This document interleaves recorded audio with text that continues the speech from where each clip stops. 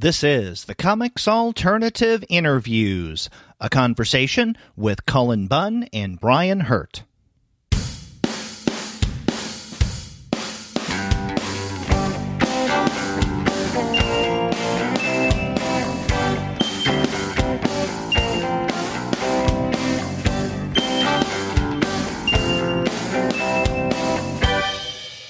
Hello, and welcome to another episode of the Comics Alternative Interviews. I'm Derek.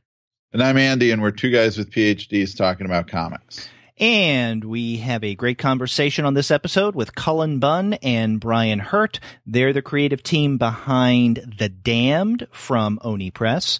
But before we get to that conversation, we want to let all of you know that this episode of the Comics Alternative Interviews is brought to you by the wonderful folks at Discount Comic Book Service. Go to their website, dcbservice.com, for all of your comics pre-ordering needs. There, you're going to find all DC, Marvel, Image, and Dark Horse titles at 40% off the cover price if you pre-order. For all of the other publishers, you'll find that those discounts could be as much as 20 to 35% off cover price, and every single month you're going to find some unbelievable specials. Sometimes those unbelievable specials could be as much as 45% off cover price, sometimes 50% off cover, but every now and again you can find discounts that go higher than that. That's right, and since we're talking to Brian Hurtt and Cullen Bunn, we can say that the first trade collection of The Damned, which came out recently, is 35% off at DCB Service, so you can pick that up for $6.50, which is a great deal. Yeah. Plus, you can get the most recent issues of The Damned, and we also talked to Cullen about the series Harrow County that he does with Tyler Crook, and all four trades of Harrow County are 40% off at DCB Service as well. Yeah, they have unbelievable discounts every single month, and you can't find a better place to get your comics. That's dcbservice.com. Go there for all of your comics pre-ordering needs. And after you do get your titles there, please be sure to send them an email and tell them that the two guys with PhDs sent you. That's right. Andy, this was a fun conversation that we had with Cullen and Brian, and it's something we'd been planning for quite a while. And I think we had originally wanted to do this back in March, but we couldn't just because of scheduling issues. But last week the first issue of this new narrative arc, The Ill-Gotten, with The Damned, just came out, and so we thought it would be a good time to hit them up. Yeah, that's right, and I'm glad we got an opportunity to do this. I'm feeling a theme emerging, though, in our last few interviews that you and I have done together, which is that people talking crap about Matt Kindt. Because Jeff Lemire said something about how he's, when we said we interviewed him, that he was sorry for us. And now, and Matt did say some things about Brian, so they're going back and forth. But, it's an interesting, little trilogy we have here. Yeah. Well, maybe for future interviews, we can contact people who have worked with Matt in the past, others, and get them to talk trash about him. Yeah. Yeah. But no, this was a good conversation, and we should mention before we let you guys listen to this interview that there were a number of moments during our conversation where Cullen faded out for about a second or two, and these occur more or less throughout the interview. I think that you can understand what he's saying given the context, and like I said, it's no more than about a second or so. But it was a great conversation. Even though sometimes Skype doesn't cooperate as well, it still turned out really well. Yeah, I had fun with this conversation.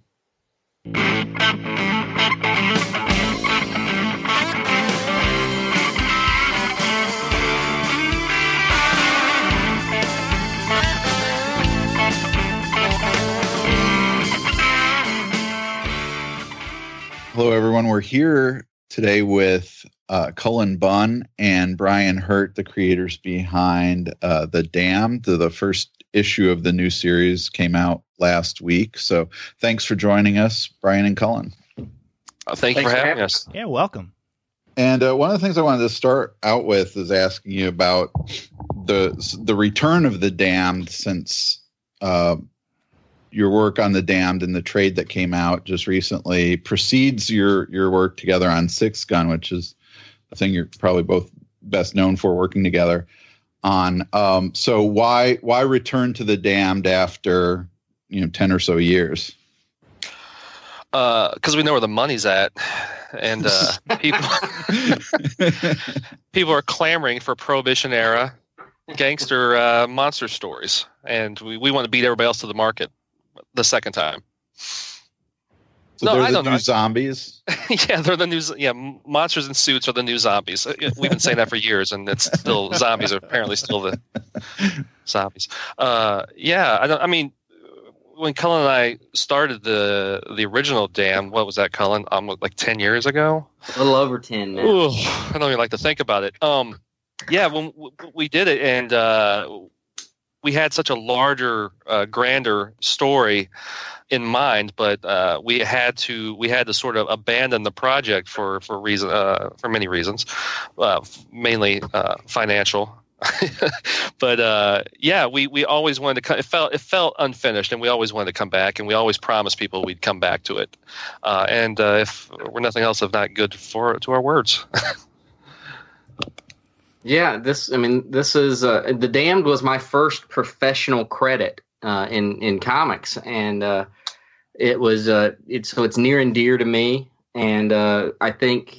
There's never been a time, even while we were working on the Six Gun together, that Brian and I haven't been talking about what we would do when we returned to The Damned. It was never a question of if we would return, but what we would do when we returned. Right. Yeah.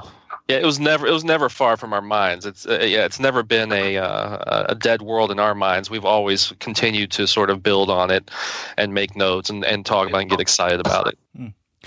Well, after you guys temporarily put aside The Damned, did you think and started thinking of Sixth Gun? Did you conceive of Sixth Gun as kind of a Western genre, The Damned? No, but I'll let Cullen speak to that, because it has, I actually wasn't on board with the Sixth Gun at the very start, so it has a slightly more convoluted history to it. Yeah, the Six Gun was never intended to be like a replacement for The Damned, just as it was a story I wanted to tell. I've always loved supernatural westerns and westerns in general.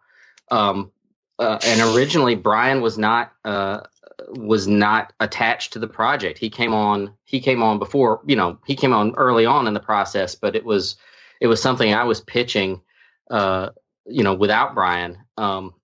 And not because I didn't want to be on the project. Let's just be clear. Cullen told me about the project, and I was super excited just from the get-go. And I was also very upset that I wouldn't be able to do it. It was with an independent publisher, and I needed to make sure I stayed financially solvent. And at the time, I had a lot of bills stacked up.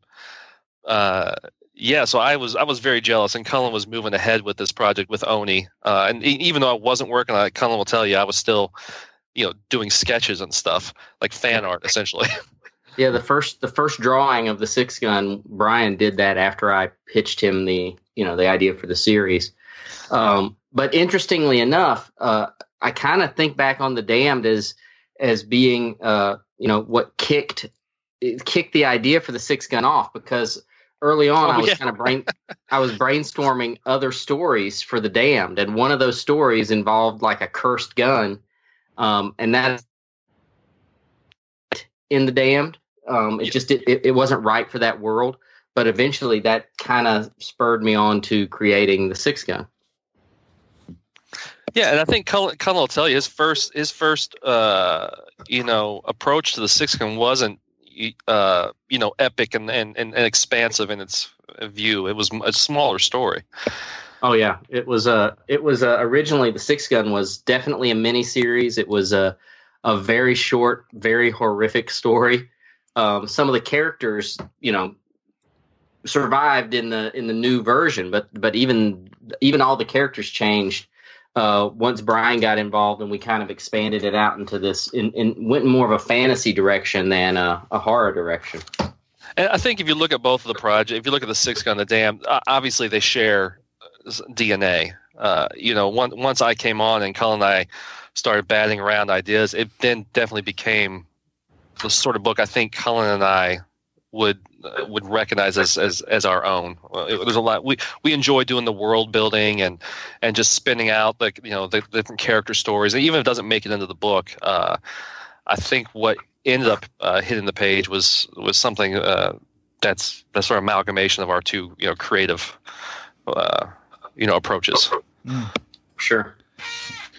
That's one of the things when you talk about the world building and stuff that really struck me when the Damned originally came out, and reading it was that it seemed like you were using the gangster genre as a kind of the familiar foundation. And so the book begins with, with Eddie, Eddie's body being discovered. Spoilers. I'm just kidding. It's like 3 page pages 1. in. and then the conversation between, Eddie and Al. After that these are all kind of familiar places that gangster movies go, right? You got the guy that works for the bigger guy, and the body disposed out in the wilderness or whatever, and then you kind of throw the supernatural stuff on top of that. It feels like so you bring the reader in with this familiar area, and then throw them the kind of curveball with the supernatural. Yeah. I would agree. Yeah. Yeah. I mean, that's kind of to me, it's kind of one of the tricks of making these fantasy worlds seem real is, giving the reader something to kind of hook onto and latch onto that, that they know and they recognize the tropes of, and they can accept that this is just the way things are in a Western or in a gangster story. And then kind of, seeding in the supernatural and the weird elements and really not trying to explain them into, right. I don't really go for, over explanation in these kind of books. Some editors will kind of push you to do a lot of exposition, but you'll notice that like Six Gun and the Damned, I don't do a lot of that because I feel like it makes the world seem much more real if the reader is just a part of it. These things are happening. Yeah. Now, for those readers who didn't familiarize themselves with The Damned about 10 years ago when it originally came out, how would you establish the premise, what this is about and why people should read it? Well, it's The Damned is a Prohibition era crime story. The twist being, though, that demons are running the mob families from behind the scenes, and they are using the rackets to get people to sell their souls, while at the same time they're actually kind of mortal vices that they're peddling. And that's kind of how I've described it since we initially pitched it. I think that's the way it was always described. Mm-hmm. And then Eddie has a unique condition. Eddie does have a unique condition. He's one of, as you find out as you're reading the series, there are people out there who are damned, and those are people who've lost their souls or traded their souls, and then there are people who are cursed, and those are people who have lost their souls and crossed the wrong demon family. And Eddie's one of the cursed, and he has a particular curse.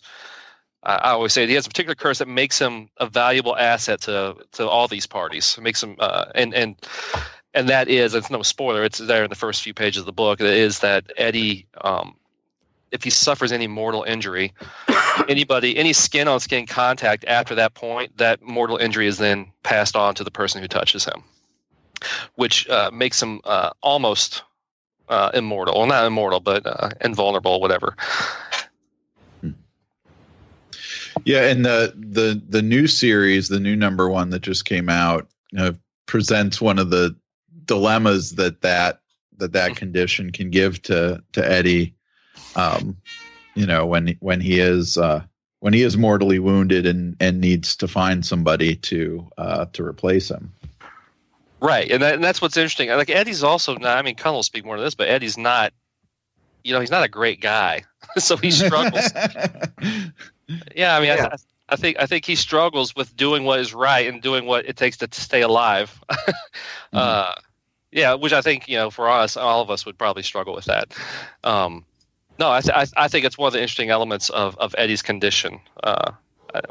I think there's lots of interesting mysteries about his condition as well, but I won't answer any of those now. Yeah, one of the things we see in this first narrative arc, which originally came out between 2006 2007, but has now been re-released in color, the first volume, 3 Days Dead, we learn a little bit about Eddie's past, but not too much about his relationships and especially his family. You tease it a little bit, especially toward the end, but that's more, let's say this family backstory you did more of that in that 3-issue miniseries Prodigal Sons that came out in 2008. Now, what are the plans to bring back in, let's say, a colorized edition Prodigal Sons? Well, I mean, we're definitely going to do that. One of the things we wanted to do with the first issues of this ongoing series, though, we wanted to make sure that, let's say, a reader hasn't picked up the trade at all, but they pick up that first issue. We wanted them to be able to follow that story and be introduced to that world as if they didn't need anything else from that point. The trade's awesome to help establish the world. Now, issues 6, 7, and 8 are going to be the Prodigal Son story, again presented in color again. But that will be in those issues of the ongoing. And we always intended to follow Prodigal Sons with a story called Daughter's Dance. And that will be issues 9, 10, and 11 of the ongoing series. Yeah, I think what's most interesting about this issue, what Cullen was just talking about with the issue 1, was the sort of balance beam that he had to walk. Cullen, that is, had to walk in creating a book that reads as a new number 1, but also works as for people who've already read the trade, and it doesn't repeat itself. I'm not sure I've quite seen somebody have to thread the needle that way, but I don't know. I think he did an awesome job. Trailblazer. Yeah, I'm so sick of throwing that word around when it comes to Cullen, but it's apt. So it's never too much. Never too much. Yeah. Now you only one. But you and you bring up family and family and bloodlines and blood in general are huge themes going forward in The Damned. It's just Brian and I both, I think, we like to play a long game with these stories. We don't want to reveal all our cards too early in the process. So we see little bits here and there, but we have a longer, a bigger story we want to tell. We're just taking our time telling it. Yeah, I think we did some of that in the 6th gun. I think the difference with The Damned is that it is more of I think Cullen's described it as a slow burn. And not to mean that it's not exciting, but it's not swashbuckling action. We're more concerned with building on these characters and their relationships, because that's kind of the heart. Like you said, that's the heart of the story. Is again, family and the sins of the father and so on. Again, without saying too much about what we have in store, I think obviously it's a noir, so there's gonna be double crosses and triple crosses.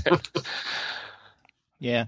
Now, obviously, we recommend that people go out, if they didn't read the series the first time around, and get this colorized trade that came out back in March.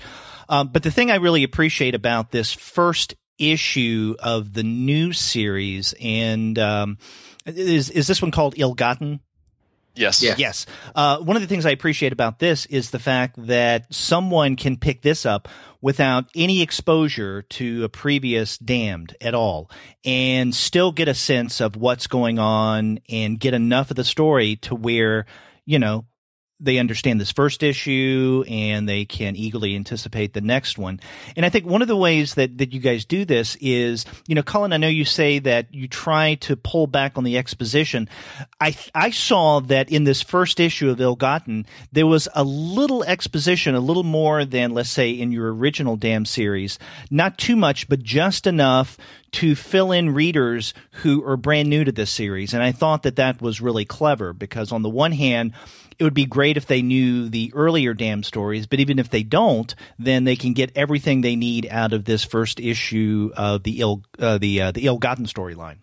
Yeah, I mean, there has to be a little bit of that. I think with the Damn, I so rarely consider it exposition, only because it's being told in Eddie's voice and fun to write. I've written a lot of narrative captions and a lot of inner monologues, and I hate them. I mean, I hate them with a passion. And every time I finish a series where I've done narrative captions and inner monologues, I say, never again. That's the last time I'm doing it. And then I fall right back into the trap again. But I genuinely enjoy writing Eddie's inner monologues. Well, it also ties in with the whole conceit of the classic noir, where you have the voiceover narration of like the private dick or whatever, I believe. Mm-hmm. Right. And Eddie's a particularly interesting character to have as the central focus here. We talked about his, I think Brian, you said that he's not always a great guy, but he's trying to do the right thing. I don't even know if I'd go so far as say he's trying to do the right thing all the time. I mean, let's call the spade here. Eddie's a scumbag. I mean, he's not a good person. He has moments. Yeah. But he's not a good guy out to do good in the world. He's just a guy looking out for himself. Now, do you see Eddie? How do you see Eddie as kind of different from, say, Drake Sinclair, who also has this kind of dark past, but maybe seems to be more interested in recuperating himself or making? Well, yeah, I feel inherent nobility, even when he's not necessarily doing the right thing. He's still a fairly noble person. He has sort of a code of honor that he lives by. It's unspoken, but I've always seen him as having a bit of honorability and nobility about him. Eddie has none of that. He is, I mean, Eddie's we all know this person is the guy that you know who's in your life, or maybe orbiting around your life, and he's the one who always screws everything up. I mean, and usually not for himself, but for the people around him. And that's kind of Eddie's bailiwick there. He tends to screw up the people who fall into his orbit.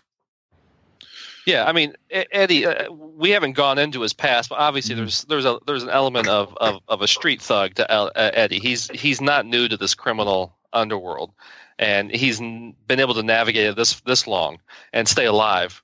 So I think that alone says enough about the character of this guy. I'm probably a little more sympathetic to him. I like Eddie, and I like to think he's trying to do the right thing sometimes, but yeah, he's not, like I said, he's not your white hat at all. It's a gray hat or a dark gray hat. I'm sympathetic to Eddie, not necessarily because he's trying to do the right thing, but really where he comes from and his past. Right. I mean, you'll find out, those who haven't read the Prodigal Sons storyline, we really start weaving in some elements of Eddie's past, going back to his childhood that shaped who he is. And Eddie's a very tragic figure. Yeah. He's not had a good life, and that life has. Yeah, without saying too much, I feel like he's probably been in a little way railroaded into this life he leads. Right. He hasn't had a lot of choice in where he's ended up.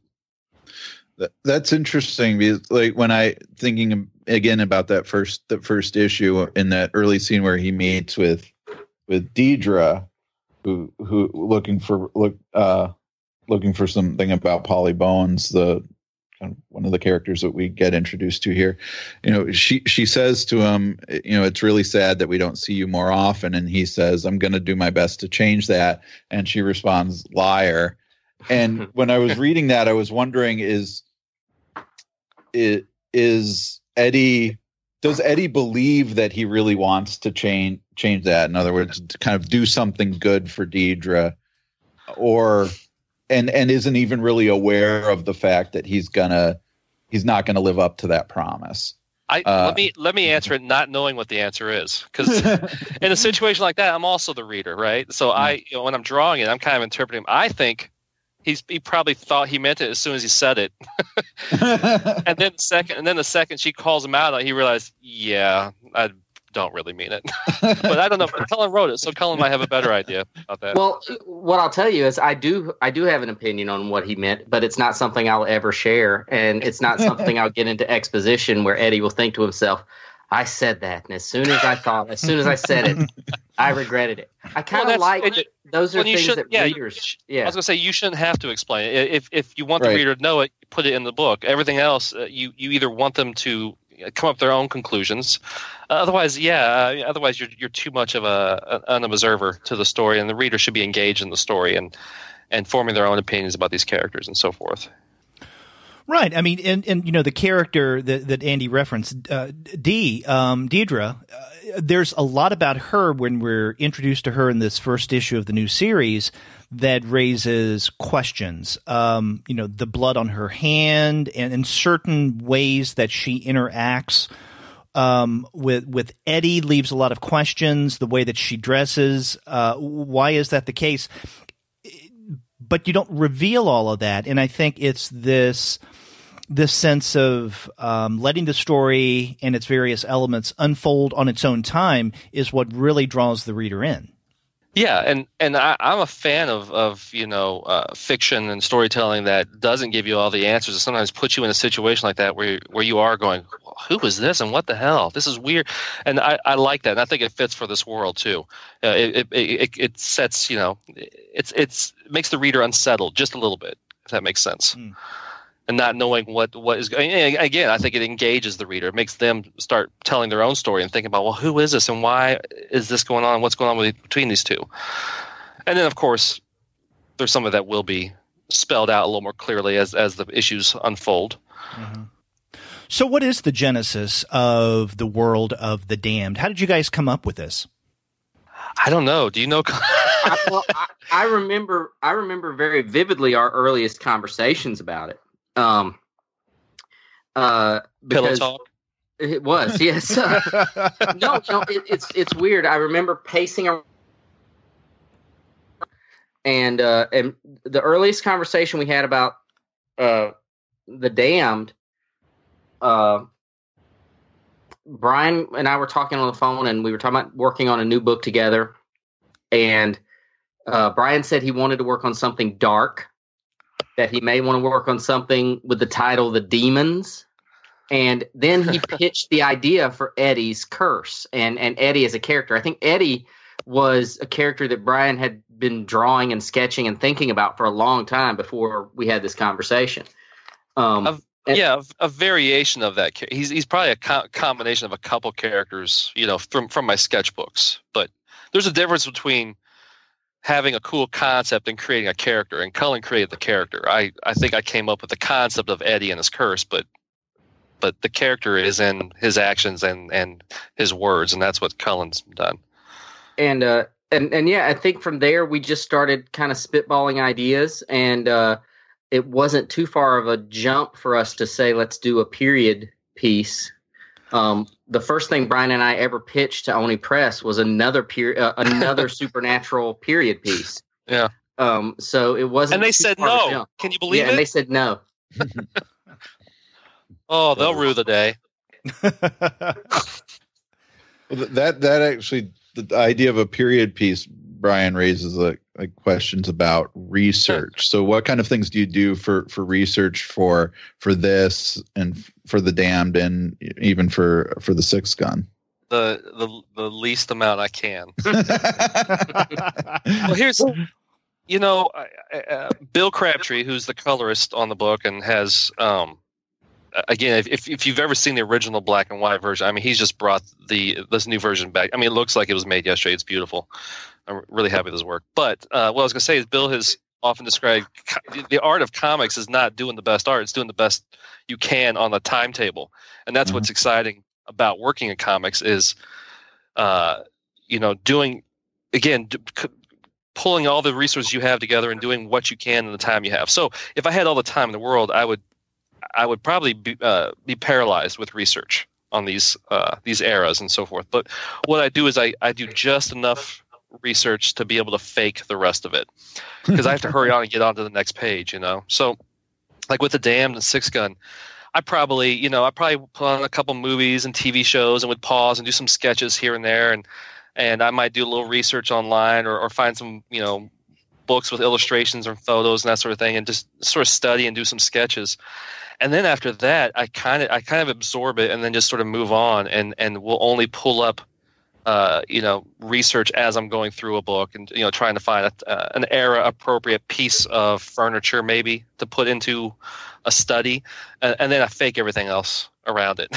So as long as you have a little bit of authenticity, it can fool everybody. So as long as Eddie doesn't bring out his iPhone. Right. Yeah.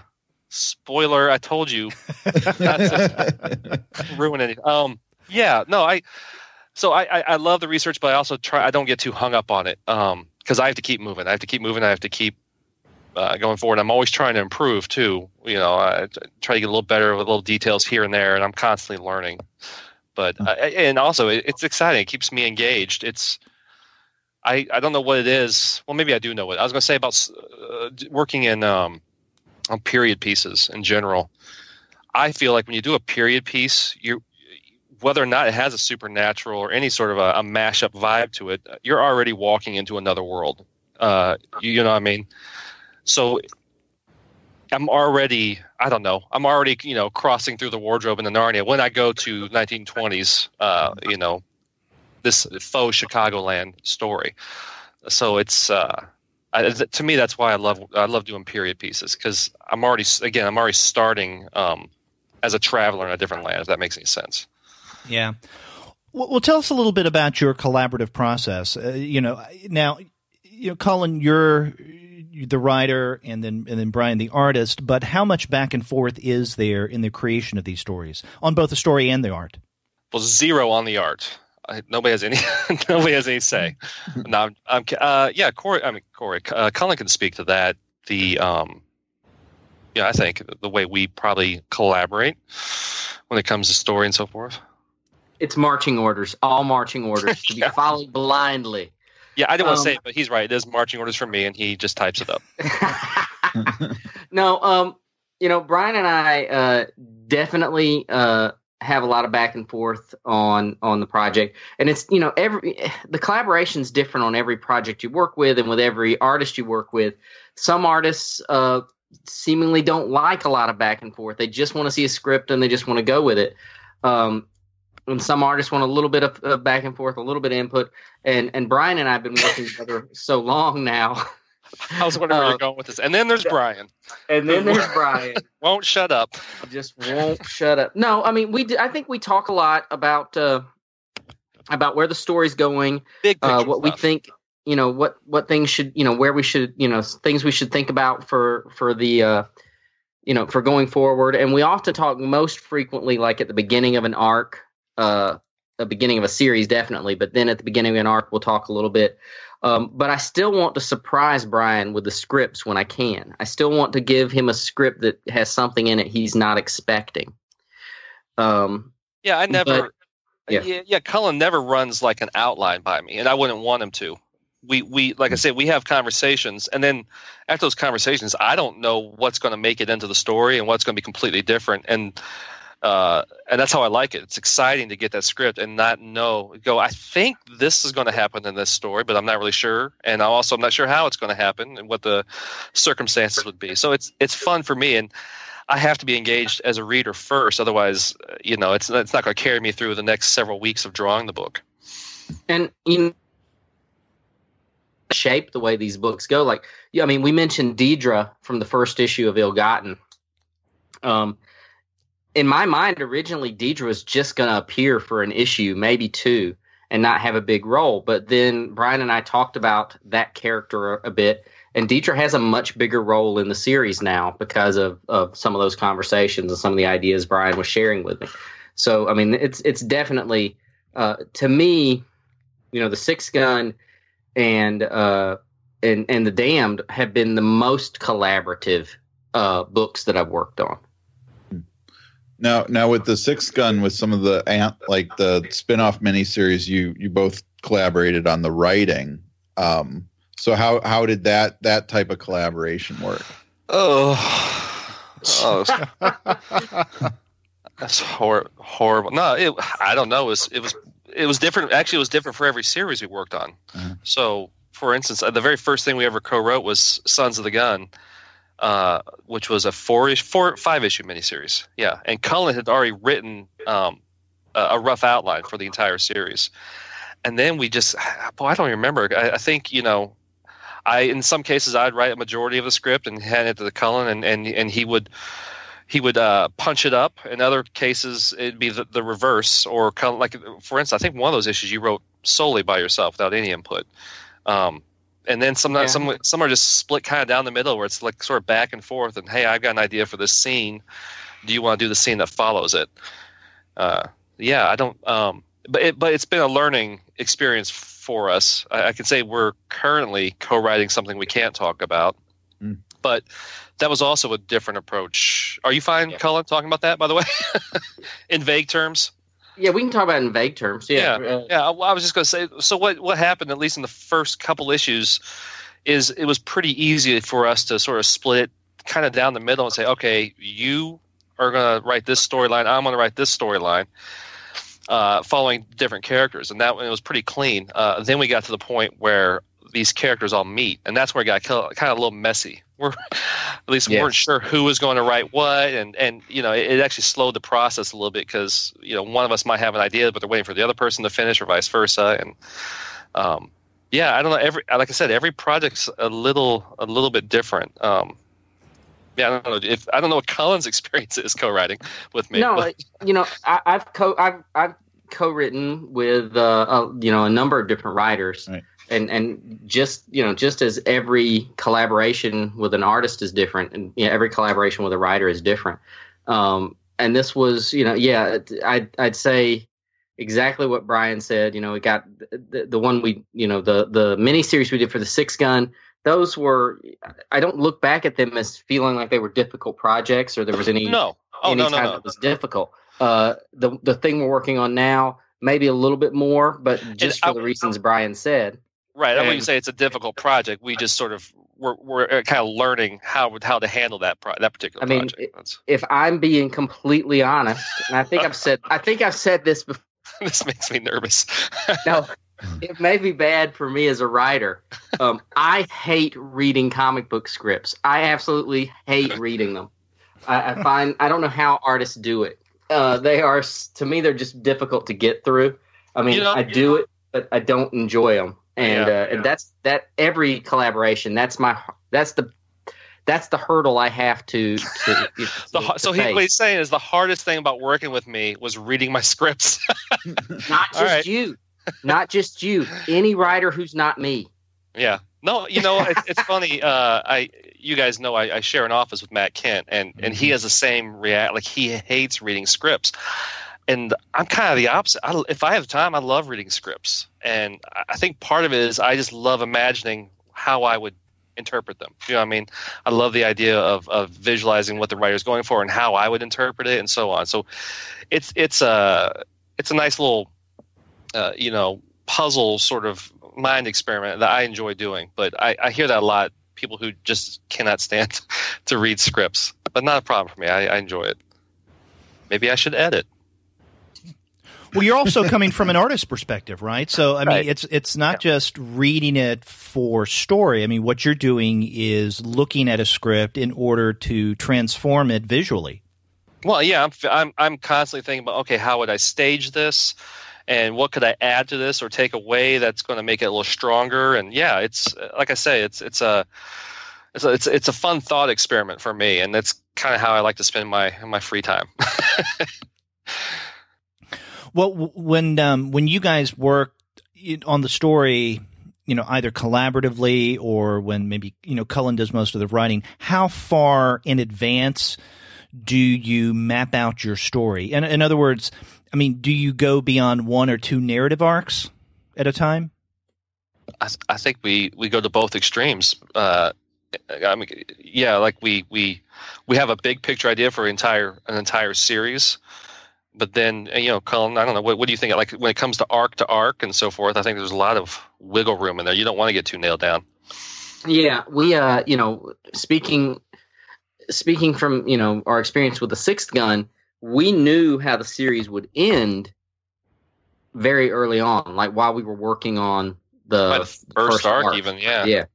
But we didn't necessarily say, in issue 7, this is the event that happens. Issue 8, we didn't map it out beat by beat for each issue. We kind of just did it in broad strokes. We had the milestones that we wanted to hit, and we didn't necessarily even early on know how many issues the series would be. We just knew where it was going to end and what needed to happen before we got there. And with go ahead. I was just going to say the advantage of that, not having it too tightly outlined, is that there's so much wiggle room and there's so much room for innovation or new and better ideas. You don't want to get too locked in. Also, if you know everything that's going to happen, scene to scene, why write it? Then that's boring. So that's my opinion. Yeah. So you have a sense of how The Damned will eventually end. We have a sense. Yes, and it's interesting because if I compare The Damned to the Sixth Gun, the Sixth Gun, we had a very clear idea of where the story would end, and then we had some of the mile markers along the way, but those were a little sketchier. With The Damned, we have a sketchier vision of how the series is going to end, but we have a clearer vision of the mile markers. How it gets there. Yeah, how it gets there. Yeah. Getting back for a minute then to the topic of world building, one of the things I really liked about the Sixth Gun was that you did have these other stories that could be told in these other spin-off miniseries. That the world was so rich that there were many other places to go with it. And I know we're still really early in The Damned, but is that something you envision with The Damned, or is even that something that you think about now when you do world build, that there could be these other things other directions you could go in extra miniseries? It's not something we've necessarily discussed with The Damned. With the Sixth Gun, we knew that we had other stories we wanted to tell, but we didn't want to and that's why we did them as spin-off. I guess it's possible. I mean, when we start talking about stories for The Damned, and when we can go off in some pretty crazy tangents, and I could see us possibly doing something like that in the future, but I don't think there's anything. We haven't touched on anything yet, and it's probably because it's so early in the process that we felt like we have to to plan for a spinoff. And again, it is early in the process, but I do feel like it feels to me like The Damned is a smaller story, geographically speaking and character-wise to a degree. Whereas Sixth Gun, like you said, we constantly have ideas for that world that we created, and we could have gone off and we could have kept telling stories for hundreds of issues. It's so much fun, but with The Damned, I don't know. I mean, again, this is just my opinion, but it feels more. A little more intimate, in that. Well, first of all, it's not a road story like the Sixth Gun was. It's all pretty self-contained in this unnamed city that we're in. But like the Sixth Gun, we do have a beginning, a middle, and the end. Again, I just think it's not as broad and as expansive as the Sixth Gun, and so far there's nothing that's screaming to be a story that's screaming to be told by us. But that could change, yeah. Well, you guys have worked individually with other publishers.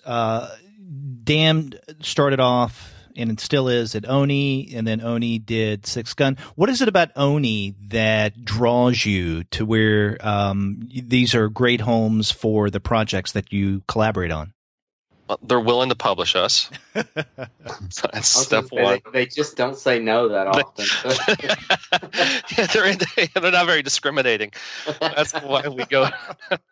No, well, I mean, I personally have a really long history. I mean, Oni basically gave me my first job in comics, and I've done lots of projects with him over the years. And I'm at the point now. I'm very friendly and with everybody who works there and so on. And I know the lay of the land, and I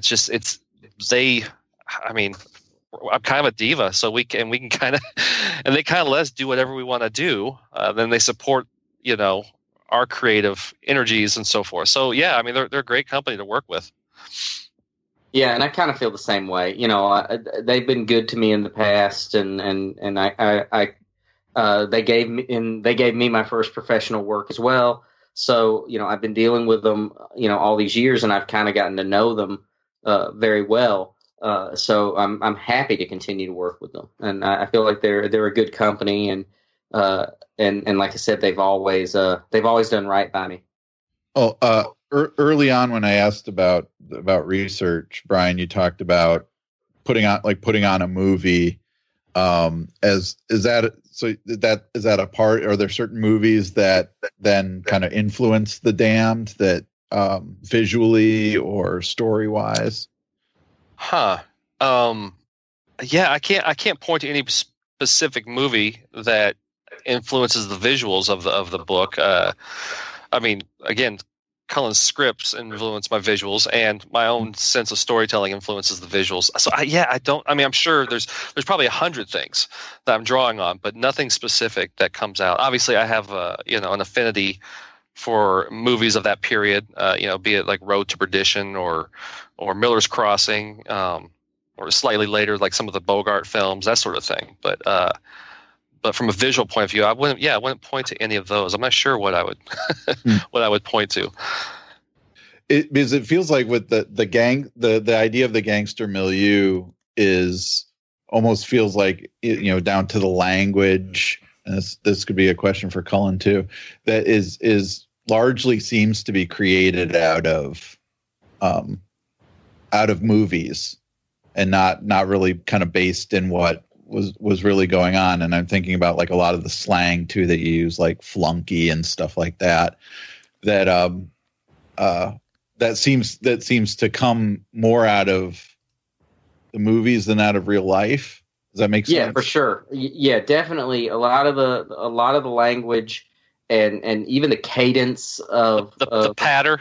The pattern. Yeah, I mean, but yeah, I'd say a lot of the language came from movies and novels. Well, I was gonna say probably some novels. Yeah, the hard-boiled detective novel was there were a lot of those on my reading list when we were first putting The Damned together. And even to the way Eddie speaks. I told Brian earlier I was watching a lot of Bogart movies to try to figure out Eddie's kind of snappy banter and things like that. But yeah, I didn't want it to. I mean, I feel like if we'd have tried to make it real world Prohibition era, it would have been even. I'm not sure even demons could save that boredom. So I really wanted to play up sort of the the cinema of it all, and the fictional side of that world. Well, that's a nice thing about doing these sort of genre mashups is aside from what we're talking about earlier, working in genre, it comes with a certain amount of the tropes and so on that allow people to instantly understand where you're going, and then you start playing with those and turning them on their heads and surprising people. But with the language and so forth, once you start adding the supernatural element, everything becomes heightened. And I think we can get away with a lot more and be a lot more colorful with the language and the characters than we would otherwise. There's a certain level of grounding we want to do, but yeah, we don't want to be too grounded. That's not a comic book. That's boring. That's a piece. Yeah, go ahead. No, my question was a long way of getting around to the fact that I really want to reintroduce the slang term "yegs" into the vernacular. I don't think people say "yegs" enough anymore. I don't even know what you're saying right now. That with a Y? Yeah, Eggs? YEGGS. Yeah. What is it? It's Is it when you really want eggs and you're Right. like, Eggs. but you're just like, eggs. Oh, Yeah. eggs. No, it's in Miller's Crossing. Like, It's been too long. yeah, what's his name? Eddie Dane says it, but it goes way back. I mean, I've got comics that have it in it. Let make a note. And it just means like Someone who I don't breaks know. into safes. No, smart. It's like Smart Alex. No. I mean, no, but it does refer to a safecracker. Okay. Yeah. Well. Wow. But I learned something. But it can mean other things as well. Okay. Look, I came here to teach. We'll see if we can work yegs in there somewhere. I think, Cullen, I suspect that you make slang up sometimes. Oh yeah, I mean, I make some of it up. That's my favorite, when I don't know if he made it up or not. I do make some of it up, and some of it I make up directly in relation to demons. You know, like it's language they've developed. But then also there's just some words I'm just like, this sounds great. I couldn't pinpoint any one thing right now, but there's definitely things I'm like, this kind of sounds like what they'd say. so I make it up. Now, you said that this is, an unnamed city, although it has a feel for Chicagoland, and this takes place in the, Prohibition era. Will historical Prohibition, play a part in the world of the damned? Well, I can't. It depends on to what degree you mean. Obviously, there is prohibition, so the demons are dealing with bootleg liquor. Yeah. But I don't know. I mean, that's a question for Cullen. I don't feel like we're going to address any further than that. I don't know. Are you, Cullen? Yeah, I mean, I don't think we get into it too much. As Brian said, it's part of the landscape. Yeah. Yeah, and there are scenes in upcoming issues where we see them, making deals for bootleg liquor and things like that. But yeah, we don't. I don't know that you'll ever see Elliot Ness busting in and grabbing some demons by the horns. That'll never happen. But I won't draw it. I'm vetoing it right now. But he's gonna say "yegs" a lot, Brian. Yeah. But yeah, so you won't ever see that. I don't think. And we've had discussions going back years about, do we bring in the G-men and, do we bring in, some of that law enforcement trying to crack down on bad booze and things like that. But I don't know that that's really in the cards for the story we're trying to tell. And I'll say that with the Six Gun, like I feel like we actively avoid history, like real history. We have no interest. Just as we had no interest in introducing Wild Bill into the Six Gun, we're not going to have Elliot Ness show up in the Damned. Yeah. And we're very specific on the Six Gun. We never gave a date, and I don't think we're ever going to give a date in the Damned other than say it's before Prohibition was lifted, so late 20s probably. Right. But okay. Yeah, but we like to keep it kind of vague so we have, we can do whatever we want in the sandbox. Well, Brian, I wanted to maybe shift a little bit and to ask you about something that you've worked on with Matt Kindt. As you know, we recently interviewed him. Oh. And, you guys did that first book in what I'm assuming is going to be a series, Poppy. And you guys work together, at least in the same space. So, what was it like? I mean, because that's a very different kind of book. Very different. Yeah. Yeah. I mean, Matt seemed to suggest that you guys were writing this for your kids.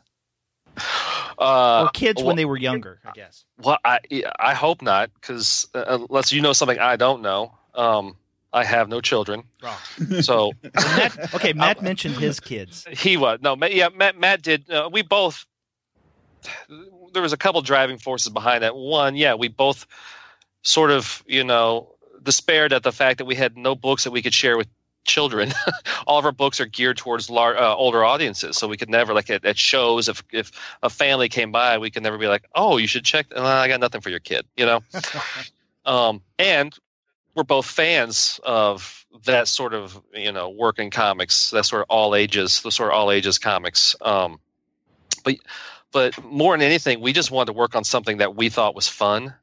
And when we initially started this project, it wasn't we had no intent of going and looking for a publisher. We just started doing it for the hell of it, because we've been getting together and working in the same space for a while now. And sometimes, just for the hell of it, I would do sketches, and he would ink it, or he would draw and I would ink it.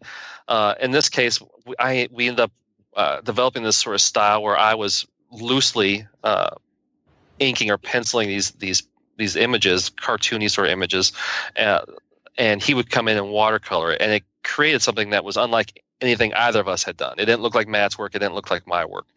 And at the same time, we both were having a lot of fun doing it. It was like the most fun I ever had drawing a comic book. So yeah, we ended up doing about 40 pages of it just for the hell of it. Thinking one day we'll do a Kickstarter, or we'll just print it ourselves and sell it at shows. But at that point, Matt's agent stepped in and said, guys, I can actually get you paid to do this thing you want to do. We're like, oh, never even crossed our mind. So that's how that came to be. And it's a good thing that Dark Horse did step in, because I don't know, we'd probably still be picking away at it years later, but it actually forced us to sit down and finish it. But yeah, it was a very unique experience. So Matt, we talked about the characters. I'd done some sketches. We talked about some very vague ideas, and then Matt went off and basically wrote the whole graphic novel, and then gave me the script. And then, for the most part, we would sit in the same room and do the art. I would draw the pages and hand them to him, and he would start watercoloring while I'm drawing more pages. And I've never worked that closely with a collaborator before. That said, I never want to do it again. I'm just kidding. Matt's easy to work with, but yeah, no, it was a very unique experience, and I hope we get to do it again. So, are we going to see more Poppy books? It remains to be seen. We've definitely discussed it amongst ourselves and with Dark Horse. So yeah, we'll see. He and I would like to. Just a matter of there being the audience for it and the will from the publisher to do it. But one way or another, I'm sure Matt and I will be doing something, if not Poppy, something else in a similar style at some point in the future. Well, Cullen, you have Harrow County going on at Dark Horse, and you guys are up to what, issue 23, 24, something like that? 23 came out today. Yeah. Okay. I mean, you were telling us earlier about mapping out an entire series, sometimes going arc by arc. I'm assuming that you have a sense of how long Harrow County is going to last? Yeah. I mean, we have the end planned for Harrow County. And Harrow County is one of those instances where I have every issue mapped out. So I know what happens every issue up to the end. To say what that end point is. I mean, I don't want to tell people where what the last issue will be, but it's definitely not a series that's going on forever, and it's not going to go on as long as the Six Gun did even. Oh. So I mean, we are moving towards a climax in that series, and to the point that the issues I'm scripting right now, I keep sending apologies to my editor and to Tyler Crook, the artist, because they just keep getting darker and darker, and I feel to the characters right now, because we're moving towards sort of this ultimate climax of the series, and it's one of those dark, it's always darker before dawn kind of situations in the story. So I hope the dam doesn't get darker. Well, Brian. Yeah. But yeah, so yeah, the Harrow County, again, we've known an ending for some time, but for several months now, I've been working on an issue by issue out everything that's going to happen in each issue up until the end, and I'll be very sad for that series to end, because I mean, it just like the Six Gun and just like the Damned, it's a book that means a lot to me. I think it's a very true representation of who I am as a creator. So I'm going to be sad to see that book. I'm going to be sad to see that book end, but I also feel like that's probably the right time to end a series before it gets to the point where I don't like it. I want to end it when I'm going to miss it. You don't want to be doing it out of obligation. Right. Yeah. I'm glad you brought up, Derek brought up Harrow County, because that was another one. We really early on in this podcast. Enough about Harrow County. Let's talk about well, you're probably gonna hate this more. One of the first interviews we did for the podcast was with Tyler Crook over on Petrograd. Mm-hmm. And so we got to talk early on to him. At that time, I think he was doing a few fill-in issues on the Six Gun too. Yeah. And one of the things we commented on was how well his art kind of meshed with that series, with what Brian was already doing. So that I think there was one point, even when I was reading his first issue, it took me a few pages to realize that was somebody else drawing that issue. So anyway, so I'm glad to see that I was glad when Harrow County came out to see that you were working with Tyler again.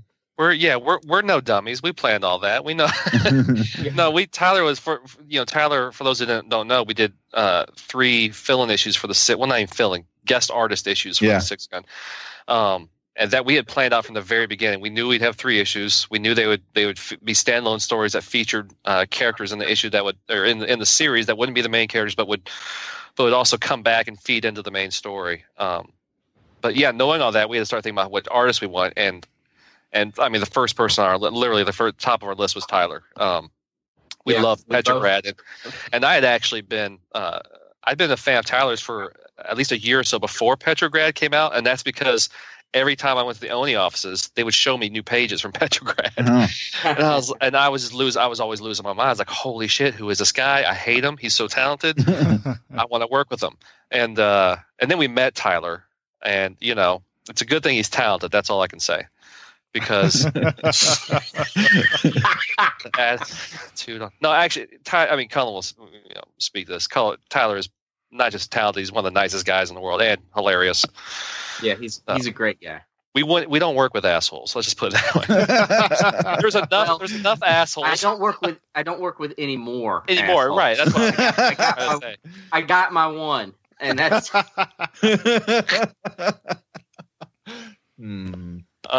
Where was I going with that? I don't know. Tyler's great. That's all I wanted to say. Tyler's awesome. Now, you mentioned earlier that you guys are working on something else that you really can't fill in any details about. Is this going to be another Oni property, or is this going to come out someplace else? I don't think we could say yet. Okay. And I think the only thing we could probably say right now is that I'm not drawing it. It's just something we are co-writing together, and one of the reasons I'm not drawing it is the artist we got is better than me and awesome, and I'm very excited about the world seeing what this artist is working on. That's all I can say. Okay, so tell us something. Unless Cullen, unless you want to tease it some more, Cullen, be even more vague. Man, I don't. Yeah, I mean that's about as detailed as we can get without spilling the beans on it. Okay. Yeah, it's still.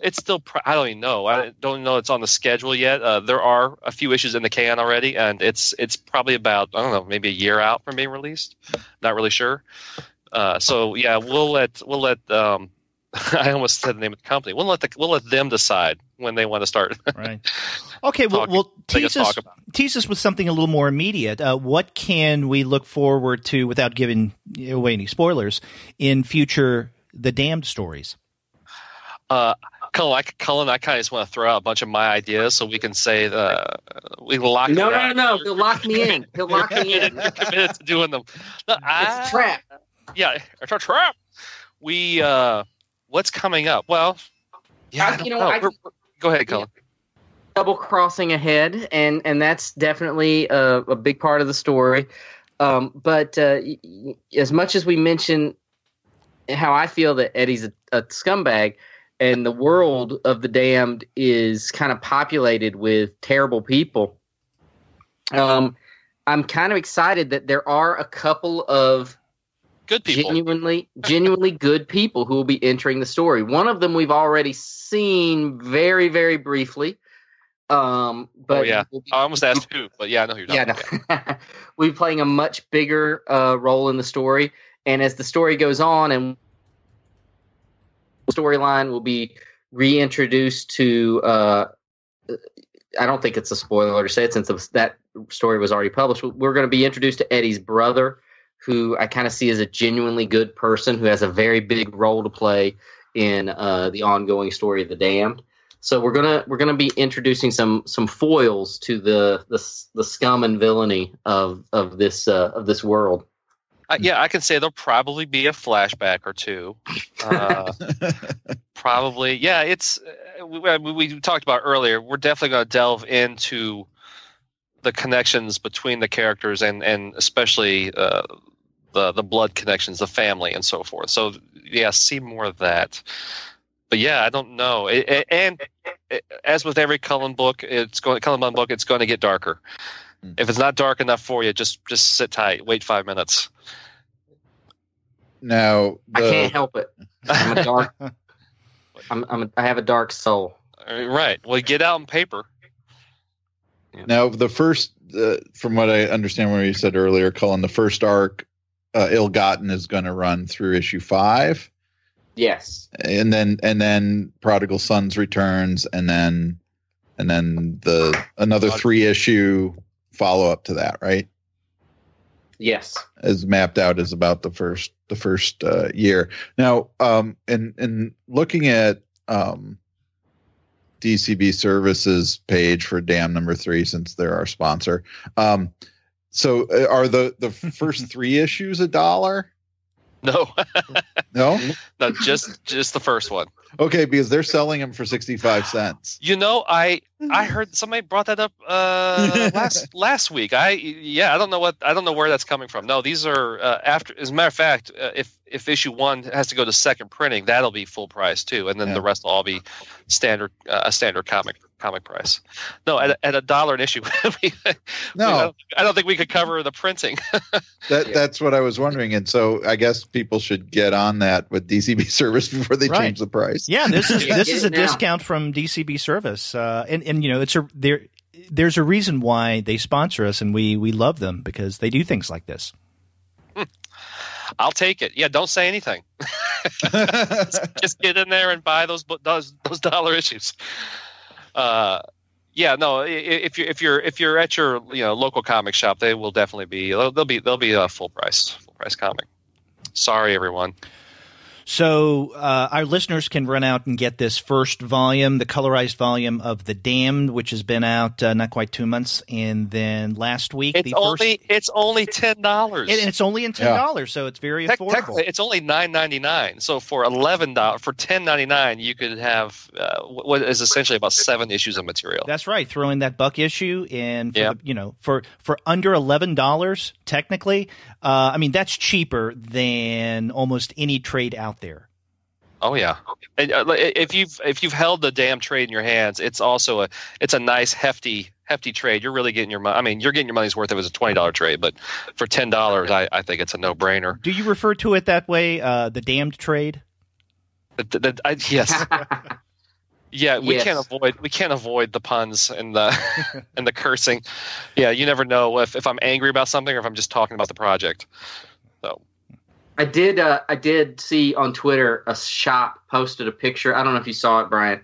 A shop posted a picture of the Damned, and they said their store was too family friendly, so they put a Post-it with an R. So they changed it to the Darned and put it in a bag and board and put it on the shelf. That was kind of awesome. That's awesome if it's only a joke. It's kind of sad if it's. It was done. Yeah, I agree. In all seriousness, but yeah, that's hilarious. Yeah, that reminds me. We plan to do a children's book version of The Damned. Remember that, Cullen? We have. We're gonna do like an all ages. It's called The Danged, and it's just gonna be all the same characters as cute little kids. We kind of did that with the 6-gun, with the little 6-gun stories, and And yeah, kind of would love to do that with the Damned. I would love to have Cat Ferris come back and draw the Damned for us. It would be awesome. So we're gonna get Little Al and then little Big Al and then Little Big Al. L-I-apostrophe-L, right? Right, of course. Yes, of course. Come on, man. Yeah. Something else to look forward to. Yeah. Well, Cullen and Brian, we want to thank you for coming on the Comics Alternative and talking with us about your damn new comic, The Damned, that's actually not so damn new. It's both. Thanks so much, guys. We really appreciate it. Appreciate you taking the time. Thank you so much. Thanks for having us.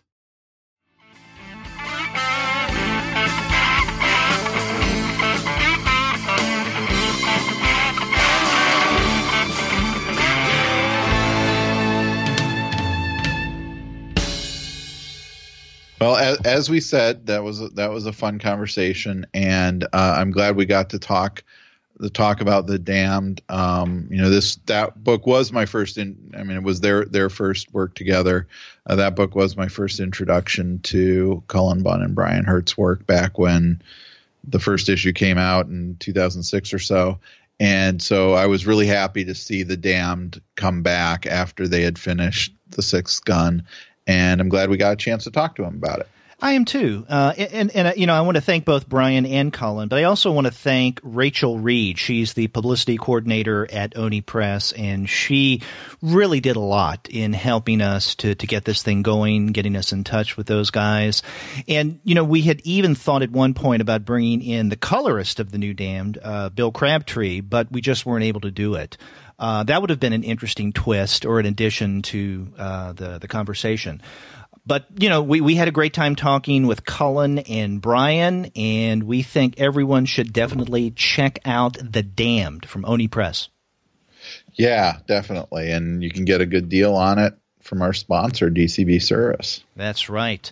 And to find out what other things they have at great prices, go to their website, which is dcbservice.com. Go there for all of your Bunn and Hurtt comics pre-ordering needs. And after you do get your titles there, get in touch with us and let us know what you thought about our interview with Cullen Bunn and Brian Hurtt. If you go to our website, comicsalternative.com, you'll find that you can leave us a voice message online via SpeakPipe. Or you can call us the old-fashioned way by picking up the phone and dialing 415-3-COMICS. That's 415-326-6427. That's right, or you can get a hold of us by email. We are 2guys@comicsalternative.com, and you can also get a hold of us individually. I'm Andy at comicsalternative.com. And I'm Derek at comicsalternative.com. And also check out our Twitter feed, which is at @2guyswithPhDs. That's right. You can also find us on Facebook, Tumblr, Instagram, Google+, Goodreads, Pinterest, and YouTube. You can subscribe to the podcast through iTunes. You can stream us on Stitcher. You can also find us on TuneIn, on Spotify, on iHeartRadio, and on Google Play Music. But you can find every single one of our podcast episodes, as well as the reviews and comics-related commentary that we post on our blog, simply by going to our website, which is comicsalternative.com. That's right. All the ways to get a hold of us, let us know how we're doing, and find out what we're doing. That's right. And we have more Comics Alternative nougaty goodness in the weeks to come, so definitely check back to see what we have cooking. Until then, I'm Derek. And I'm Andy. See ya.